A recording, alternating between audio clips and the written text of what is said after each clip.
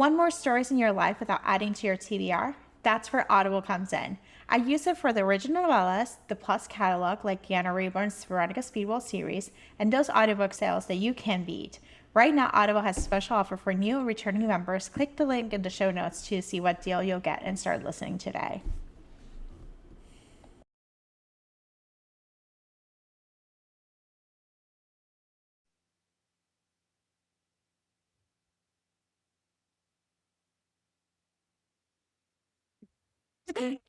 Welcome to the What's Your Next podcast. So excited to be back. And today we have our friend Francesca talking all things vampires. Vampires is my one go-to paranormal being that I love, I adore. I'm not a werewolf girly. I am not a shifter of any kind. And I'm not a witchy, even though I'm actually a witch in real life, but that's a different story. So hi Francesca. How are you? I'm so excited to be back. And I'm actually super excited to be talking vampires because right after my heart. Yes, I am so excited. I'm so excited to have you back. Like we used to, and if you probably listened to episodes this past year, you probably heard Francesca's recommendations going over because we used to do novel hour every Thursday at noon and talk about book recommendations. And no, we did not have a bad breakup or anything. I just had actually work to do. I have a day job and I had to go to meetings. And so it didn't make sense for me I didn't have the ability to do no hour, but we're still friends. We still Yes. talk, we still chat. We have a group chat with Victoria, Francesca, and I, and we keep it big and busy and happy, and we support each other. So there was no bad breakup or any kind.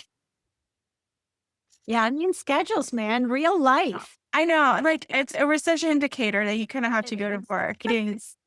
Literally. Yeah, so I gotta. I'm like my cozy mystery world because I'm an investigator, so I'm doing sleuthing around, trying to find issues and stuff. So I'm just living my cozy mystery best life possible. So unfortunately, I couldn't do my YouTube career, and that's okay. So Francesca, what you been up to? What's going on under the covers? What's going on all the projects? Because you have lots to think The of. projects. Yes, I'm actually excited to be working on the Romanceopoly reading challenge for 2026. So I've been working on the board, the concept for the board. I've been working with the designer. So that's the big thing that I am working on right now. We are doing like all the end of the year stuff with Romanceopoly anyway for this year, but I am just, behind the scenes, just planning already for next year. And just getting a lot of content up on the blog. That's kind of been my focus more than other platforms, but I'm still around on YouTube, Instagram, and all the things as well. Obviously, Novel Hour every Thursday. So lots of things. Lots of things and keeping my mom busy. My mom Yeah. works for Francesca. So just a fun fact, my mom is actually a virtual assistant. If you want to hire her, she's more than welcome to take on clients, although she's a little anxious. So we love her for that. But Francesca's done the amazing work of training her and having the patience to explain things and going over things. And it's been a lovely awakening for my mom who's retired and to actually have a purpose. And she's not a reader, but to know all the books. And now I'm starting my own book blog. She's so funny too. I mean, she's amazing. She is way too fast. I can't keep up with her, actually. But I spoke with her yesterday. Funny enough, I didn't tell you this, but I had to talk to her about, I don't remember what it was. And she was referencing this post that she had worked on. And she says to me, I know all the things about this Dixon author. I'm talking about Ruby Dixon because she's been updating some of the reviews. And I was like, oh, okay. Now I know whenever I see her name, I know that sci-fi romance. And when I see the two, like the monster with a couple on the cover, I know that's sci-fi romance as opposed to sci-fi. So now I know where I need to put it. I love this. And I remember the first time, I think it was Sienna Acosta, the morning for Glory Fire, you were like, oh my gosh, I'm sending this book to your mom. Is she going to be okay? Are you? And I was like, mom doesn't care. Like, she does not care if there's monster fucking. Like, she does not care. Like, you're like, Like, is she going to be okay? Because this, I don't know, is it too much for her sensibilities? So I'm fine. well, it's fine. She's whatever. Reverse her, multiple guys. I mean, some of the things she has to read about on those blog posts, Lord. Yes. So, yeah. So we're training the boomer era that retire, like, basically all the things about romance and all the things that's giving them an education. Yes. Yes. Love it. She's the Awesome. best. Let's talk about vampires because vampires are having resurgence. I think Yes. do a lot of romantasy or But it's considered paranormal romance in some ways. It's getting a resurgence thanks to the going back to it. Also, the man's trash and you don't like regular men. So, yeah. So, talk to us about vampires. I know Black Dagger Brotherhood series is on. So, that's like a Mhm.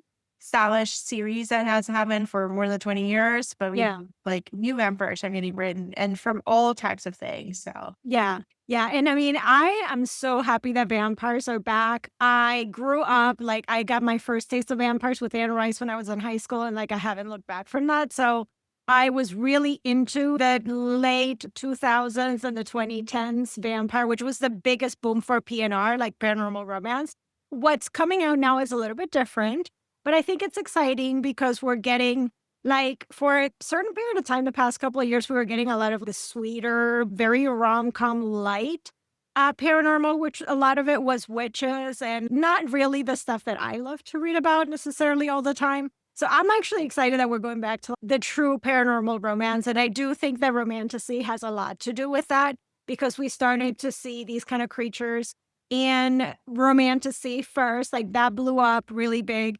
And it's been kind of like an easy transition to say to people, well, you could have them in a made up well, but you can also have them in regular life. So, yeah, there's a lot of exciting things. I actually brought recommendations that are 2025 releases. So these are all new things that are coming out. So there's a lot of good things, a lot of good things. all right. So let's head to the recommendations. Get to it. Okay. All right. So let's see. What do we start with? And let's start with I think that the first one we're going to give you is one that I read recently. It was kind of like a book club. Is for a book club under the covers. It's A Bargain So Bloody by Vasilisa Drake. This one came out June 30th. It is a romantasy, and it's a first in a new series. It's kind of a dark and dangerous romantasy, a lot of tension. The heroine is a witch who has been locked up in kind of like a castle prison for a crime that she didn't commit. And then the prison is basically a death sentence. No one gets out of there.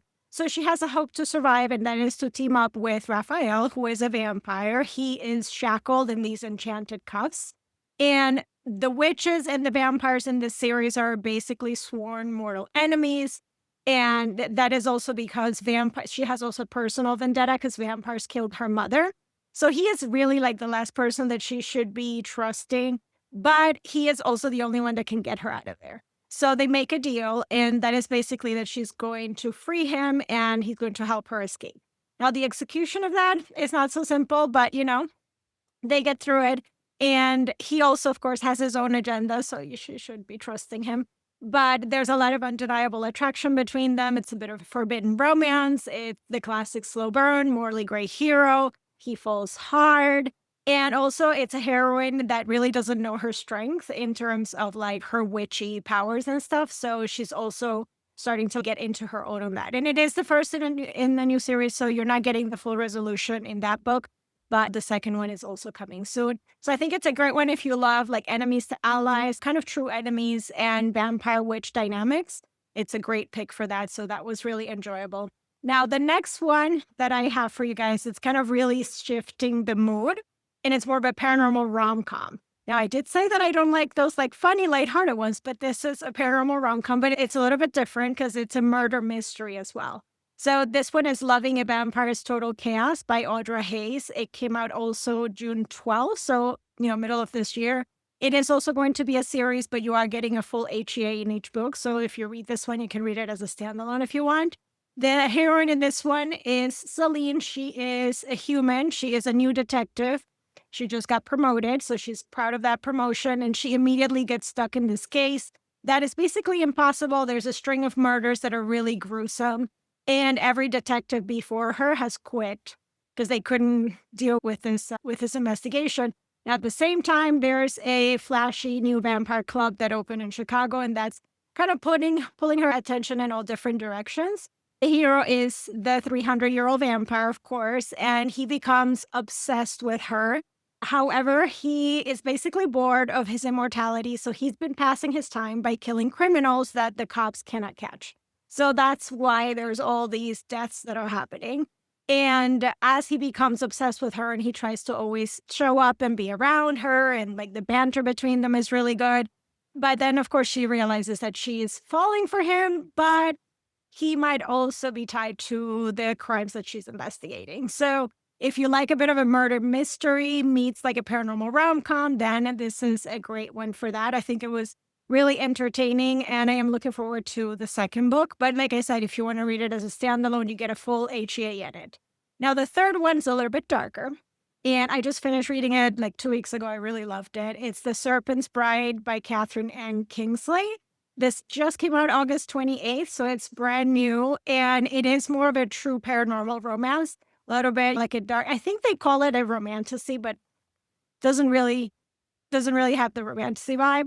So it's more of a gothic story, but also a little bit of a mafia politics in it as well. So our heroine is a fae. Now she has been training her whole life to avenge her parents' deaths, and her parents died at the hands of vampires. So then she hears that Raziel, who is the prince of the most powerful vampire mafia, is actually going to marry a woman that he's never seen, and she is a shapeshifter kind of fae. So she decides that she's going to take her place and disguise herself as the bride, slip into the family, and kill everyone from the inside. But of course, things are not so simple. He is ruthless, but he's not as ruthless or as cold as she was expecting. Obviously, there was more that meets the eye to what was happening. He's very magnetic. I really enjoyed this one. I'm really looking forward to the next book because it ends a little bit on a cliffhanger on their relationship, but I know it's going to be really good. So I think it's great if you love like enemies to lovers, marriage of convenience, mafia politics, dark romance, some kinky sex. The heroine that is torn like between her vengeance, but also she's really falling for him and like she's really attracted to him. So she's got that battle inside of her. So this one is really good for that. A lot of politics as well. So definitely check this one out. I think it's great if you like The Serpent and the Wings of Night, mixed with a little bit of Haunting Adeline, a little bit, because of that dark, like he's not necessarily a good guy. Let's just put it this way. Just a morally gray red flag. I mean, yes. Love that for him. Love that for us. Yes. But you know,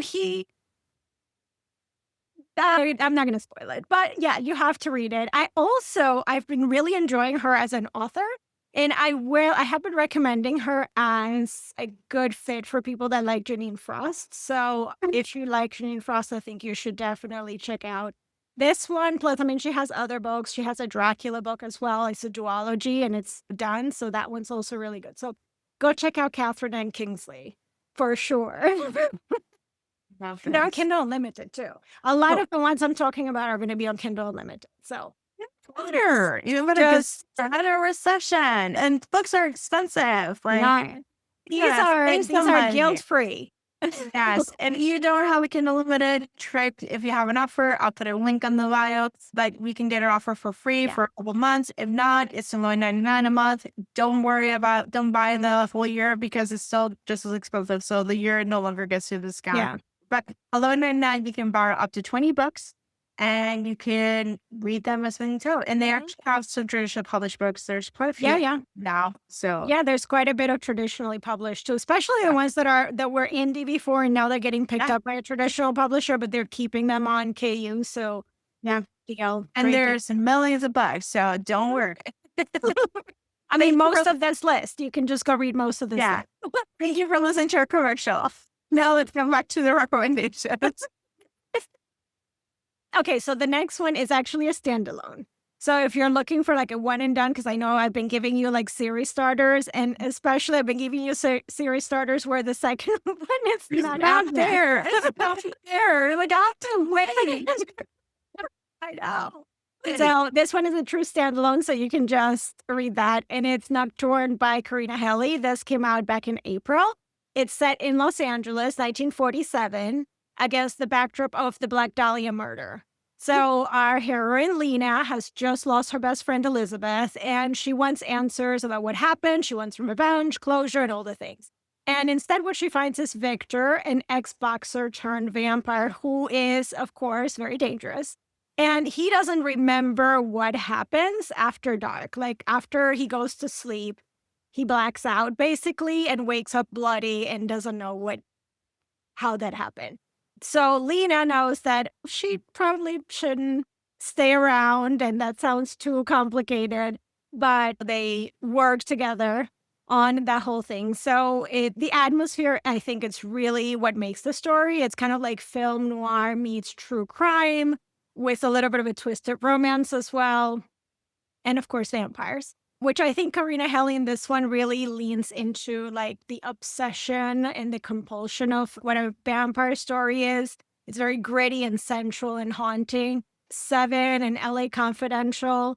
So I think definitely it's a great one if you want something like different, because I feel like sometimes vampires are same old. So this one's a little bit different, which is what's exciting. Now I do have a couple of YA though. Oh my gosh, let's hear okay. And those are probably no spice, just basically keep it. I mean, yeah. We're not doing it we're trying to keep the kids. Well, I mean, I have a kid with it. You're already that YA is read by adult women. Yeah, for the most part, because even when you're not necessarily having all the things on page, but there's a lot of references of themes that probably are not the best for like actual young adults. But, you know, because it's not written by Gen Z or Gen Alpha. Like they have different slang or stuff like that. This is true. Yes. But it is okay. We love this for us. Just like Jenny wrote the Summer Term Pretty, which I still did not watch the series because I'm so mad about how the book ended, and I'm still mad about it. And I ended up looking for fan fiction at the time. There was not a lot. There was not a lot of them. Oh no! And I know there's a movie. I know it's great, but yeah,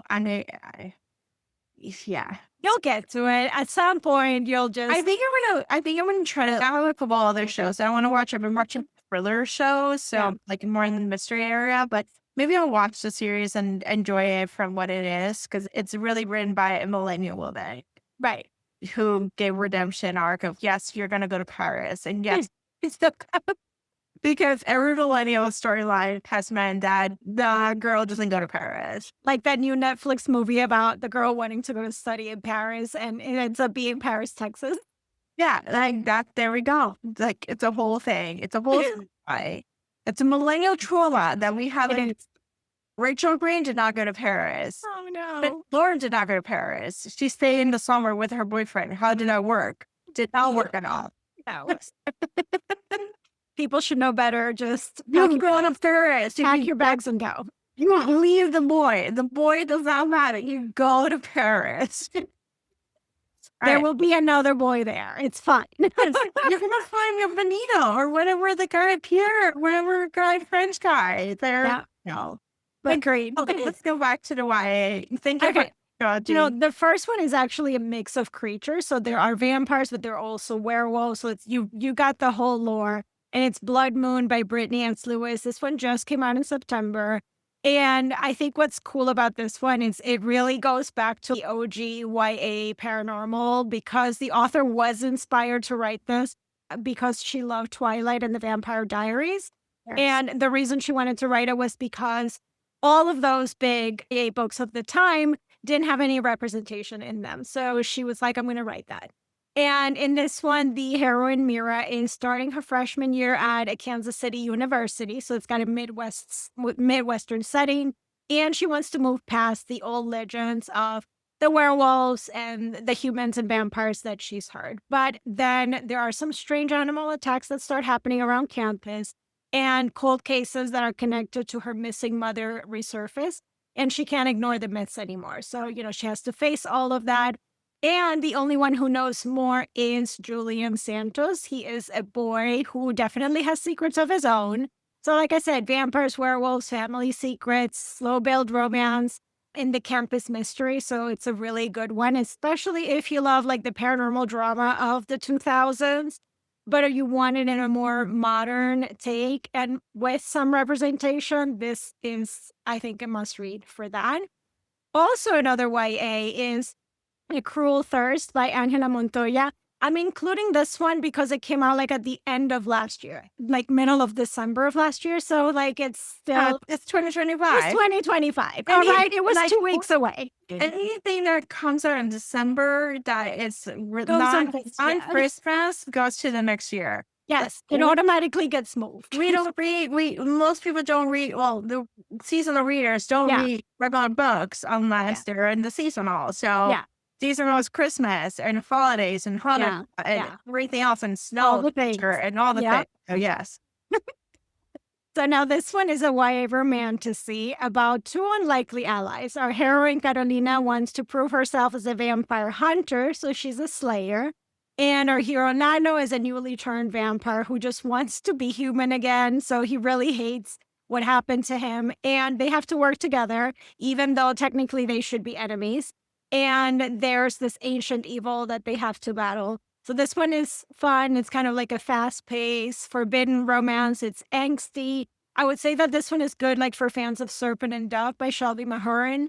And if you like that star-crossed lovers situation, this is good for that. And I've got one more YA. Bro, lots of YA. This one hasn't come out yet, so it comes out in December of this year. And it's The Last Vampire by Romina Garber.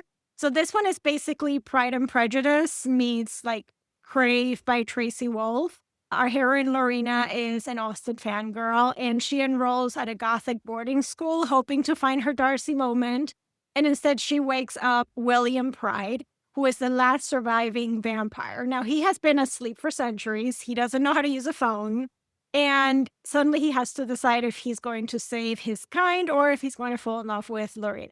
So this one is really witty. It's romantic. It's got that gothic atmosphere. So it's perfect for all the fans of like the boarding school paranormals that are going around right now. Seem to be also popular, the boarding schools. So if you like that, this is a great one for that. And I do have a couple of other adult that I think you should definitely add. One is paranormal romcom, because I do enjoy them occasionally. And it's I Accidentally Hooked Up with a Vampire by Jessica Cage. This came out back in March.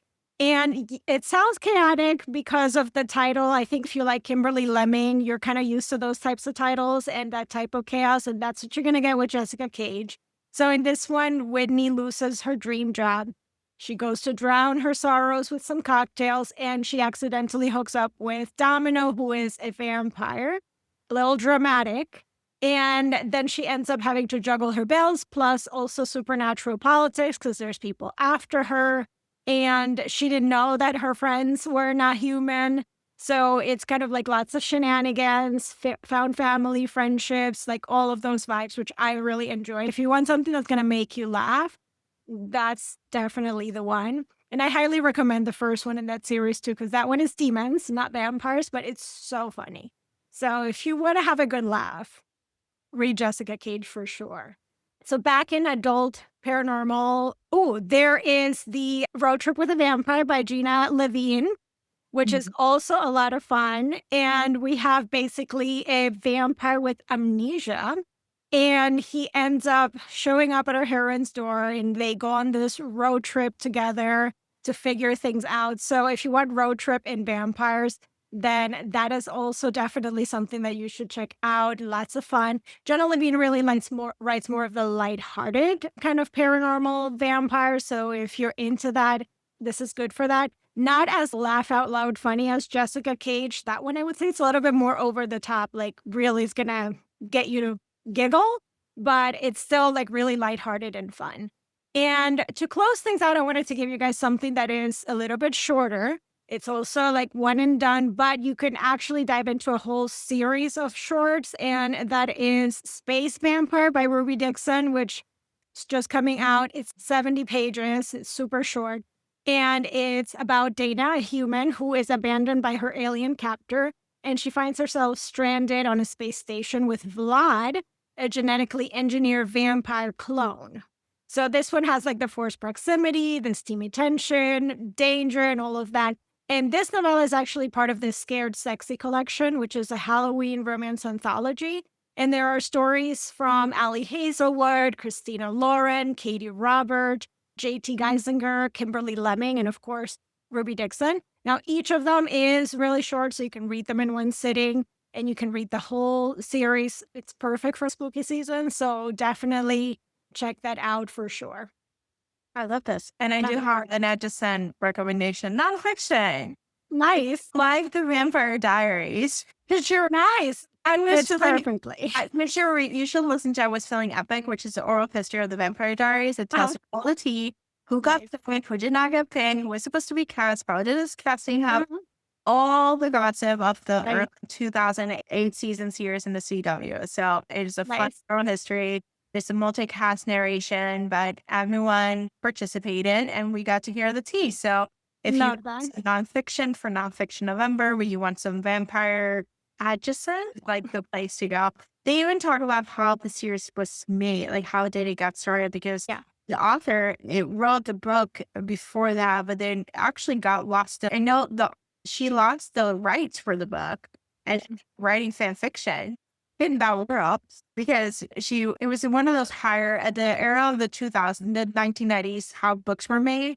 And so why space was not it was not like author driven as it is Yeah. now. Yeah. No. It was mostly driven by publishers and ghostwriters and specific things and specific information. And so she lost her rights and then they had to do something about it. And it was definitely a reflection of they wanted to make something. Twilight was big, but they want to make something different from Twilight. Mhm. Yeah. Yeah. For sure. And I think it's interesting too, because I had read the books. And then when the show came out, I was really excited to watch the show. And then I was like, oh, this is nothing. Yeah, the books Like, are at not all. not at all. They Hollywood came were like, we got to do another Twilight. And they hired Williamson, who is known for Dawson's Creek and the Scream franchise, which is another one. If you want to hear about the Scream franchise, Your Favorite Scary Movie is a great audiobook. Amazing. And so he was jobbing and he was hired for this specific job. And he was like, how are we going to do this? And how are we going to, it's like a unique take. And so yeah, it's an interesting companion books for this one are Paperback by Real Moss, which is about the history of the 80s and 90s teen literature and all the different things. So we have all the paranormal, specific to Christopher Pike, Deborah Steins, the Vampire Diaries, and specific things like what made the odds literature bad. And then I Was Feeling Epic. It tells you about the story, but if you want to have more of those oral histories, then Your Favorite Scary Movie is the Scream movie. And then if you want earlier teen, like iconic teen show, I would say Welcome to the OC. It's actually authored by the executive producers, Josh Schwartz, and stuff like that. So a lot of crossover, but it's actually like the iconic what we see now. A lot of the television that we see now is thanks to that show, which is like interesting. Like, oh, I did not, but the housewives are from there.